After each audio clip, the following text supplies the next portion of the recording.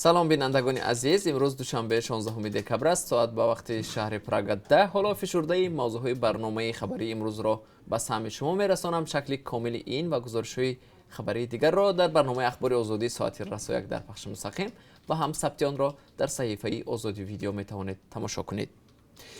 پوشش سطر یا لباس اسلامی یک جوانزن تاجیک را تا به اداره پلیس برده است. این ساکن شهر دوشنبه میگوید در یک عملیات مقامات ضد رویسری افتاد و در اداره پلیس تهدید و تحقیر شد.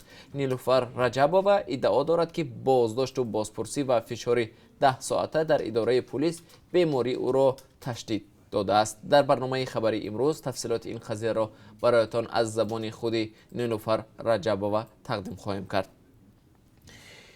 چهره راننده های تاجیک و قرغیز به کارمندان عمان خوش نآمده است و یا چگونه مهاجران را بیرحمانه لط و کوب کردند. حادثه آخر هفته گذشته در خبروفسک روسیه اتفاق افتاد. کنسول قرغیزستان در حال برای دقیق کردن قضیه به وزارت کارهای داخلی، دادستانی و هم خدمات فدرالی امنیت روسیه نوت ارسال کرده است. از سفارت تاجیکستان به رادیو آزادی گفتند که قضیه را پیگیری میکنند.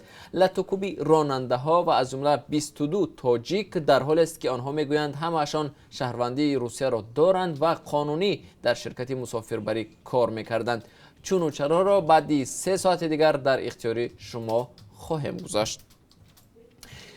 اظهارات مسعود اوزیل باعث طوفان در چین شد. فوتبالباز دسته آرسنال لندن آخر هفته گذشته سیاست چین در مقابل مسلمانان اویغورتبار را به باد انتقاد کشید. در پی آن دسته آرسنال اظهارات پخش نموده تاکید داشته است که این عقیده اوزیل فکر شخصیش بوده و دسته فوتبال هیچ ارتباطی ندارد. در این باره در برنامه امروز صحبت خواهیم داشت.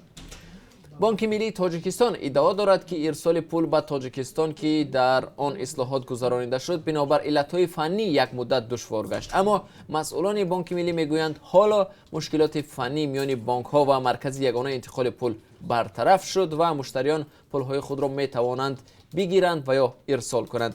اما مهاجران کاری تاجیک همانا از مشکلات در انتقال پول شکایت دارند، چون تنها 2 شبکه یونیستریم و کانتاکت با مرکز یگانه انتقال پول به تاجیکستان پیوست شده است، ولی این شرکت ها در روسیه و دیگر نقاط جهان فعال نیستند. مهاجران میگویند تاکنون بیشتر توسط نظام زلاتای کرونا پول انتقال میدادند که در اکثر مرکزهای سودا و نقطه های علاقه روسیه فعال است. و چند لحظه بعد در وبسایت ما تحقیقات فراگیر رادیو آزادی در مورد فعالیت شرکت پروازهای فراز نشر می شود. فراز ماه سپتامبر در اظهارات به مطبوعات گفته بود شورای مدیران تصمیم گرفت شرکت برهم داده شود و ماه اوگوست به این مضمون با عنوان کمیته انداز نامه فرستاده است. رادیو آزادی به اسناد دسترسی پیدا کرد که نشان می‌دهد فراز به حداقل 46 شرکت دیگری وابسته به آن فعالند.